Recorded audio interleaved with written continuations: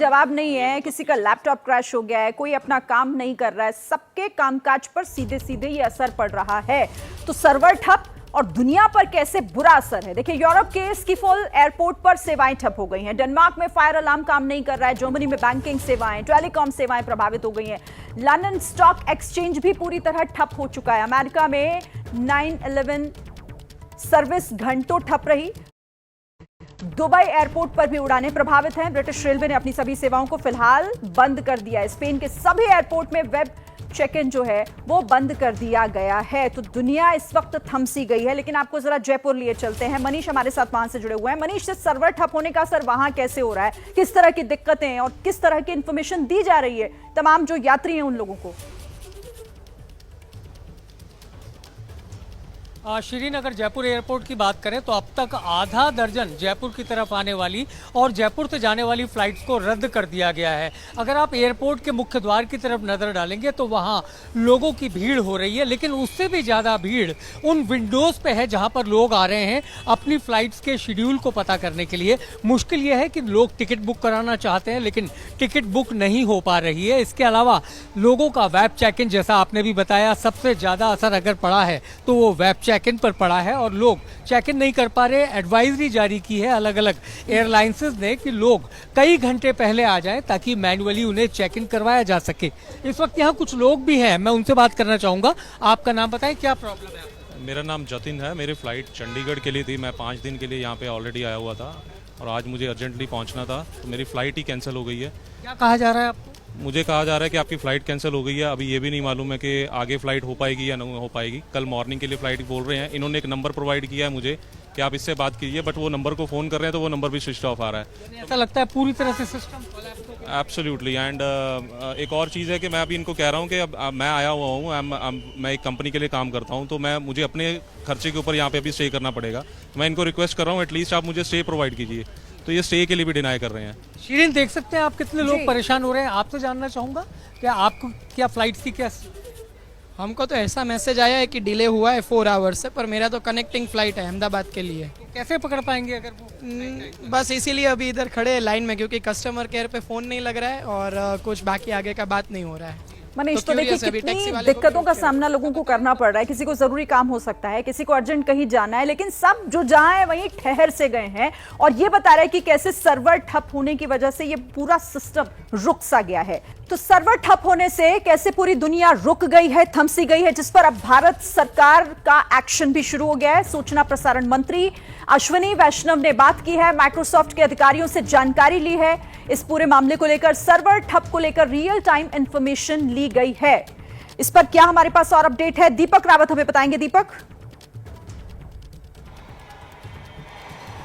जी, देखिए, सरकार लगातार निगरानी बनाए हुए है शिरीन, और ये कहा जा रहा है सरकार की तरफ से भी कि फिलहाल ऐसी कोई बड़ी गड़बड़ी नज़र नहीं आ रही है। वर्ल्ड लेवल पर ये इस तरीके से सर्वर डाउन हुआ है, विदेशों में ज़्यादा दिक्कतें आ रही हैं, लेकिन अगर यहाँ हिंदुस्तान की बात करें तो सबसे ज़्यादा दिक्कत एयरपोर्ट्स पर इस वक्त नज़र आ रही है। और टर्मिनल 3 की मैं आपको तस्वीरें दिखा रहा हूँ शिरीन, आप देखिए कि किस तरीके से टर्मिनल 3 पर लंबी लंबी लाइनें हैं। अंदर आप देखिए जो जहाँ पर चेक इन काउंटर होता है वहाँ पर ज़्यादा लंबी कतार आपको नज़र आएगी। कई लोग झगड़ते हुए भी नज़र आ रहे हैं, कुछ लोग बाहर आ रहे हैं तो परेशानी बता रहे हैं। और ऐसे में उन लोगों का ये कहना है कि काफ़ी घंटों से इंतजार करने के बाद उन्हें वापस मायूस लौटना पड़ रहा है। कब दोबारा ठीक हो पाएगा इसकी जानकारी कोई नहीं दे पा रहा है। तो ये लंबी कतारें आप देख रहे हैं जो गुजर रहे हैं वो हैं। आपसे बात कर पाएंगे क्या, कितना दिक्कत आ रही है? थोड़ा इशू है सिंस देशी यात्रा नहीं चल रहा है, सो इट्स फाइन। थोड़ी लाइन ज़्यादा है बट कोई इशू नहीं। इतना लंबा लाइन होता है? इतना लंबा नहीं होता है, वहाँ से इजीली हो जाता है।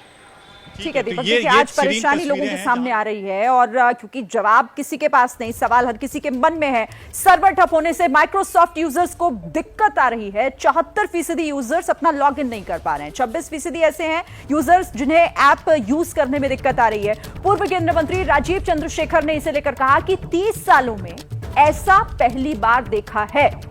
74% यूजर्स ऐसे हैं जो लॉगिन नहीं कर पा रहे हैं, ऐप यूज करने में भी दिक्कत हो रही है।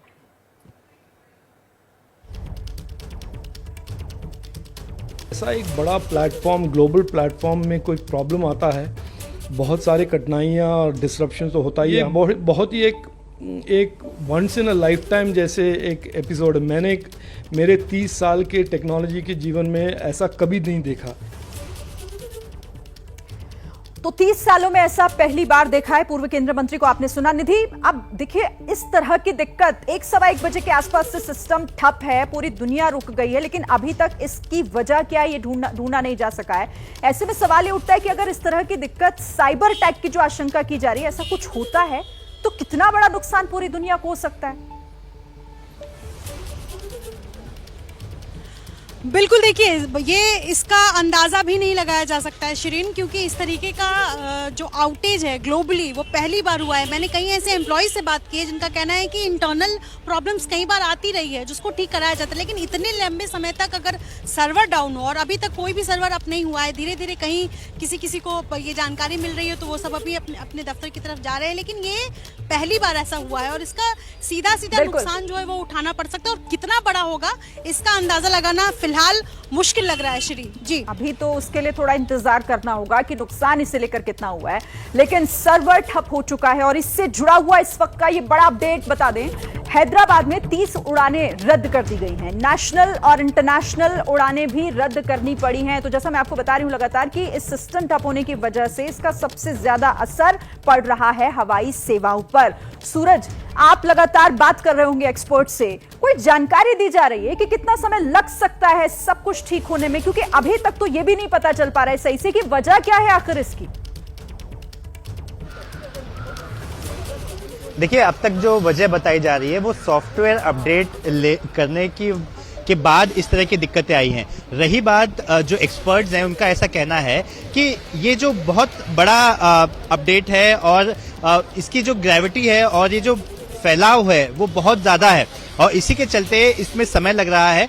और आप देख सकते हैं जितना ज्यादा समय लग रहा है उसका परिणाम हमें एयरपोर्ट्स पर दिखाई दे रहा है। मैं मुंबई के T1 टर्मिनल पे हूँ और आपको दिखाई दे रहा होगा कि जो पैसेंजर्स हैं वो मैन्युअली ऑपरेशन के चलते स्लो अपने गंतव्य स्थान की बोर्डिंग पास जारी किए जा रहे हैं वो भी देखा, और ऐसा पहली बार ही शायद देखने को मिल रहा है। मनीष, अब जो यात्रियों को दिक्कत हो रही है उनका कोई समाधान निकाला जा रहा है क्या एयरपोर्ट की तरफ से? अधिकारी